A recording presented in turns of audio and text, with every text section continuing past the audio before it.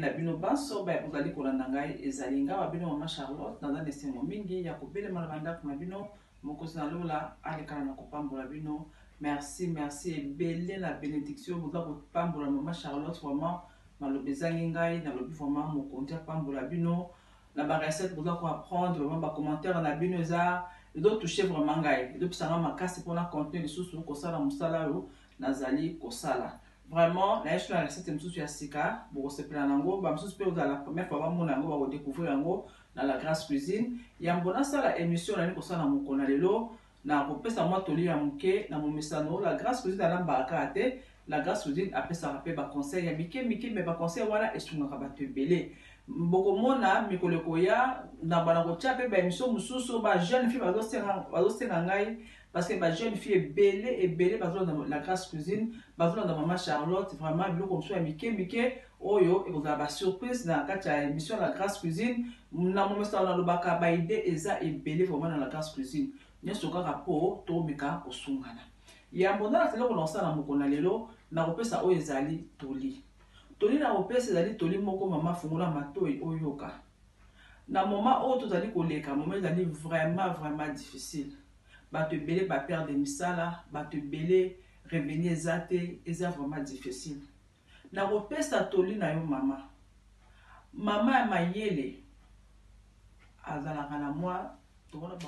Na banaye koloba ba mama ya mayele okomona ye na moi songa liputa abombi moi 1 franc. Parce que na ba moment difficile, na na ko imaginer que papier toilette ezanga na poto, to ba bundela papier toilette na poto. On a volé que tout au monde abondance on a poto mukolo mususu to komona yango te kozanga zana mu mesano fin du mois mama olena kola kosumba ba sapato ba biloko ebele zanga na mutina sombela bana biloko salaka provision te na ndako po ekoma ape ko tata pona kwa même toza na musuko te koma ape ke mutu zangi pata 10 francs na ndako ozangi 10 dollars ozangi 10 euros na ndako. Mais tout dans la biloko na kolia na ndako mama papa au mona ke obibisi biloko na congélateur obibisi biloko na siko bomba kango olambeli bana ba kofanzala te to mesana to zo mo mesana soko za kana mote mama soki mbongo lekani lokwa liboso ofuti ba farti o etikali bosomi provision botie na ndako même batakisha so komona azana mafufu na ye mafuta nelo so na ndako ete po bloka ba vivre frère moi ete po ba courir do katana pamba moi tia na congélateur ezate mais po ata biloko ezangi o sa ata lo so na bela mafuta ali alali tozana mo mesana ko sombaka biloko ba mama ya bana ko kozate ko na supermarché ko soma nyama 1 kilo tous les jours zana mo mesana mbongo lekani loko ali boso futu ba facture na yo o sombi otali biloko dezenga na ndako otonti biloko na ndako po ata ozangi mbongo ata otuka pour la maladie ata ozangi mbongo na pe msusu tozanga pe mbongo biloko wana ekosunga yo. Conseil muke ya mama Charlotte même que bato ebele vraiment ba crever vraiment na nzala na moment tout le kanango parce que mon message biloko tchaka na ndako te supermarché comme kosuma biloko comme problème papier toilette ezangi na supermarché tout wana et puis ça biso mayele na soki na ngana conseil wana mokozi na lola alekana na kopambola bino bobo sanate ko liker ba vidéo la Grâce Cuisine bobo sanate ko partager ba vidéo la Grâce Cuisine bobo sanate ko like ko s'abonner non s'abonner te na ko expliquer na mikolo koya ko activer cloche ya notification. Dans ce cas, on s'abonner, c'est bien. Mais si on active cloche, il y a notification. Chaque fois que vous avez une émission, et vous avez une émission, Grâce Cuisine et Koti, na YouTube. Pour la vraiment, dans ma pambola bino, na ko la on notre sala mon konalelo. Na ko la caméraman a poussana pour la relaxer vraiment bloc o ezaliawa. Boka mabolobi, oh mama, oh ce bloc nino. En tout cas, les dans le bateau mingi va redécouvrir et loko yo lelo na Grâce Cuisine to ba tum suspe ba ye biango. To ko sala o ezali misili vraiment ba baliaka misili eza ba tabandundu. Soki pe ba région su baliaka ngo bu komela ngai mais ngala bi ke ba baliaka misili eza ba to ya bandundu.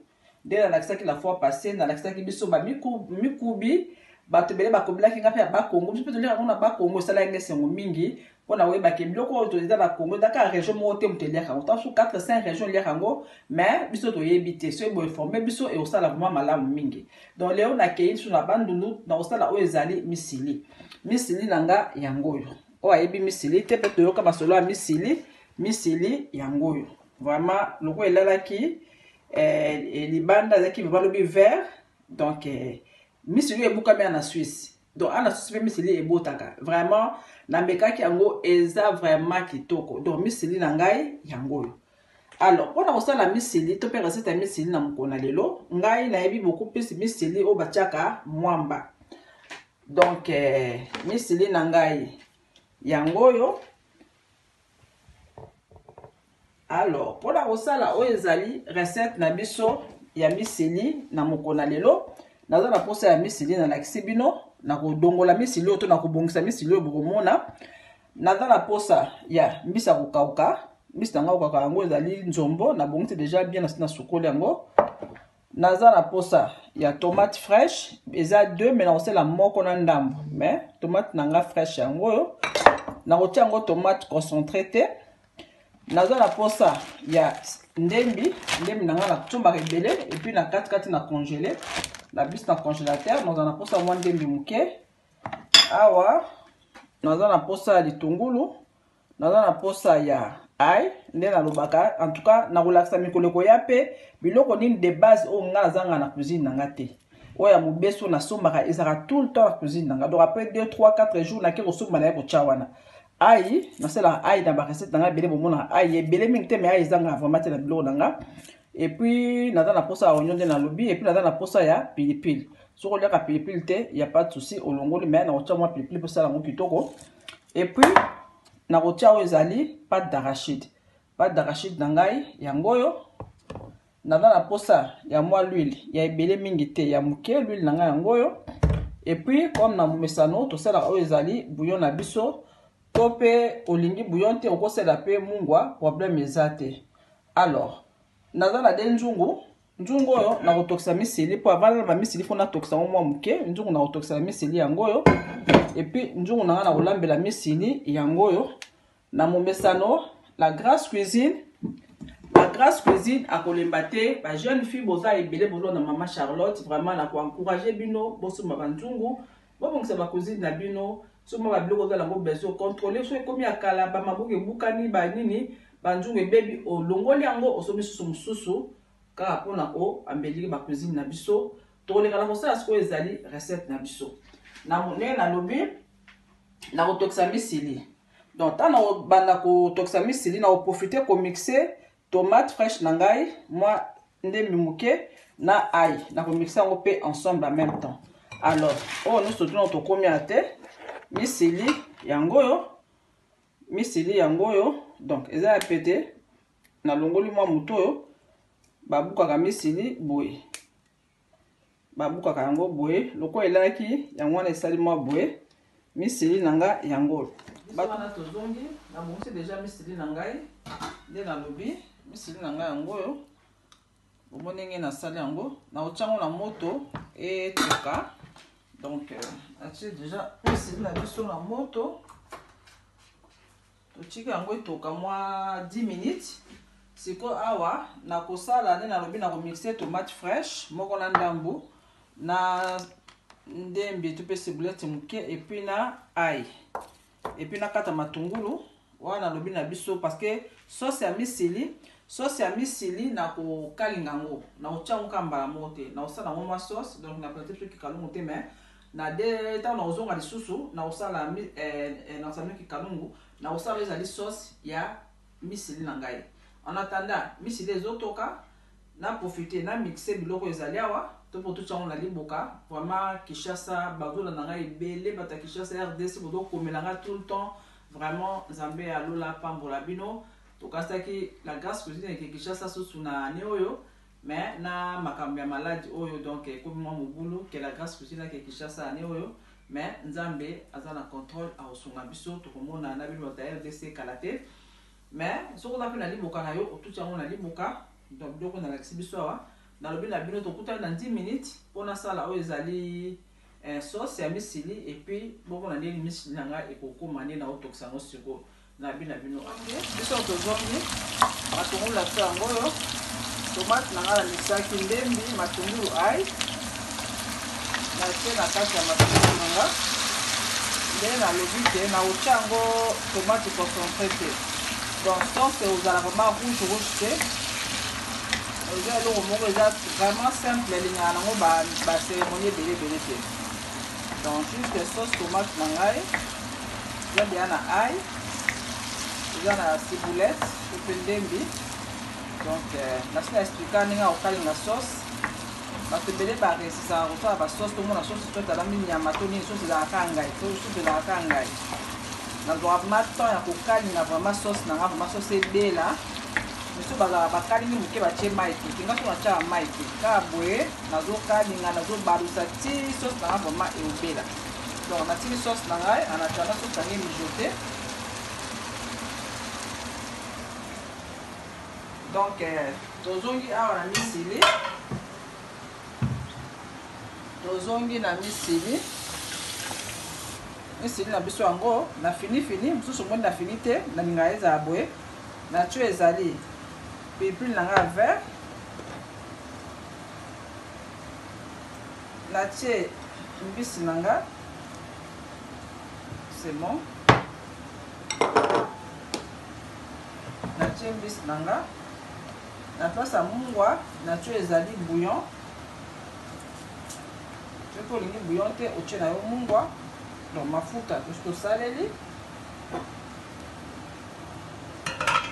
na zipi omoni esali natie mbisi ya kokauka awa na kati ya misili nanga natie pilipili nanga ya vert to pe rouge soko olingi eza problème te natikali na pâte d'arachide donc natie te naye deja na nzungu nanga koto epuis awa toza na sauce na biso ezokalingama ekozwanga peut-être 10 minutes 15 minutes donc nakotika yango vraiment ebela mpona tia yango na kati ya nzungu na ngai ya misili donc oyo eza sauce nakotia na misili epuis na natie mpe mwamba te nakotia mwamba te natie mai na kati ya nzungu ya misili donc nakotia mpe tokutani dans 10 minutes 10-15 minutes le temps sauce nanga vraiment ebela kitoko wana bila bino appétit biso wana tozongi omoni sauce nanga yango oyo sauce nanga ebeli omoni mafuta eza presque pas yo na bi bokebi na mafuta vraiment bokebi na mafuta misili na biso yango oyo omoni esali ya kitoko nazwi oyo eza sauce nanga nasopi na kati ya misili na ngai ye na bi mafuta eza vraiment ezomonana vraiment te omoni mafuta eza nango pasafa alors awa ezali mwamba pâte d'arachide nanga nazwi de luto oyo ça dépend quantité po ngeta nango mingi te bomoni nameki kofinafina yango na kati ya mai pâte d'arachide ye na bi na misili na biso tokotia pâte d'arachide nazwi de luto ya pâte d'arachide natie na mai po cuisson nanga ezala vraiment très rapide epuis mwamba ezikazika te soki nazwi na te totiaka na fumbwa ekokozika po déjà légume eza petepete makasi donc yango oyo mwamba nanga nazwi na sopi na kati ya nzungu nanga misili donc oyo etikali efinani bien te nakotia su mai donc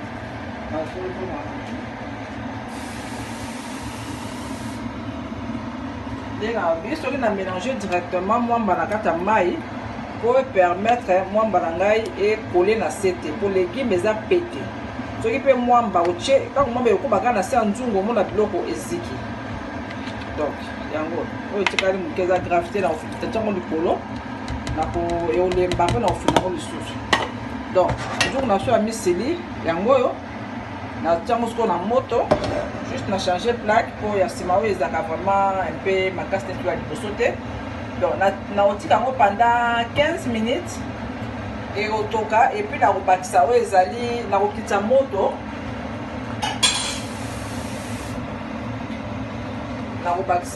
nakokitisa moto juste po emijote malemi mpe po esalanga sauce kitoko na baloli te juste nasali boye epuis nasipi yango alors nakotika nzungu nanga misili pendant 15 minutes epuis nakoya kotala yango lisusu epuis natie nakitisi moto nakotia ma moto na se po nde nalobi misili eza petepete mwamba natie na kati ya misili soki moto eleki makasi na lokutu mai ekauki te baninda kosasola kozika alors mpona ezikisela ngai biloko te nakotia yango etoki makasi 15 minutes après 2-3 minutes, après 15 minutes, et puis la tienne moto, on a 2 ou 3, dans la petite moto, pour permettre de mijoter la vidéo. L'histoire na tozongi, on tira qui misili na so na moto, et bien vraiment kitoko. Na ça la présentation et le monde a vu. Misili na biso, yango yo. Na osanga maba zumé na kati, ndio la bina tchaki mafuta ebele te, o chizela juste mafuta oyo bimi na mwamba na mafuta mokyo na saki sauce. Pour la information mususu, misili ezalaka na mwa bololo. Donc mwa bololo, so lingi bololo wana mingi te, tango etoki, o passa mususu mwa mke na mai. Mais nga siko papa linga misili ezala mwa bololo wana, yango yangeza mwa bololo. Mais so lingi bololo te, juste information pour yeba que misili ezalaka na mwa moko amer. Donc misili na biso beli vraiment kitoko keke na solo, pesi posa oliango. To sala oyo ezali présentation na bino. Misili na biso yango. Donc bato bayebi misili te, misili yango. Eza bato bandunda baliaka misili. Nayebi te soki ba région mosusu pe ya Congo baliaka misili, en tout cas boyebisanga bokomela ngai misili na biso yango. Rien que na solo epesi posa olia. Pilipili nanga na tiaki yango na tie likolo. Donc misili na biso yango bomoni mafuta eza te na likolo bina bina. Vraiment misili na biso yango yo nde nalobaka kitoko na miso, kitoko na munoko. Rien ka na solo epesi déjà posa kolia yango. Nde nalobi nakomi nanga na suka misili ezali biloko bato bandundu ndenga na yebi. Soki pe région mosusu ya Congo boliaka misili bokomela Mama Charlotte. La Grâce Cuisine eza cuisine congolaise. Ah tozolobela makambo ya cuisine na Zaïre te to pe kisangani te. Tozolobela cuisine congolaise. Congo mobima biloko to baliaka na Congo. Manasima bomo na Grâce Cuisine na belo mikungu. Mikungu batabandu webi mikungu. No masha pa bi mikungu. Mi jubu jubu bato akasa webi mi jubu jubu. To lamba biloko tu ya RDC ya Congo mobimba. Grâce Cuisine bomo na Grâce Cuisine. Po cuisine congolaise eza tellement na biloko ebele, eza tellement riche. Pour ça la zali bana na ngai bakoko ya bakoko ba biloko nini oyo bakoko na bo ba kolia na Congo souci à la Grâce Cuisine yangwana. Na comme nanga na suka s'abonner, liker, na bina ko expliquer mbala sima pona ko activer cloche ya notification chaque fois on va ko ba émission soro oza abonné ba ko signaler que émission ekoti na YouTube émission à la Grâce Cuisine. Na comme nanga na suka Papa Bakari, caméraman assure, Zamba Batelabino, Pambola Libota Mobimba. Papa Tony Zamba Pambola Bino, grande fille Nango Bedin. Lelo muta filmé Zali Cadette Nanga. Ya Sarah muta filmé vidéo lelo vraiment. Dalingi pena bana ebele ba ba filmé pour grande fille sur Azate, ce Papa Bakari Azate. Mutumso ako osala émission na Mama Charlotte. Lelo Zali grande fille Nanga da Cadette Sarah. Ye mutu a filmé émission lelo vraiment na lobi la bino mukozalo la pambola bino bobo sanate ko partager ma vidéo à la Grâce Cuisine wana na lobi la bino à la prochaine, bye.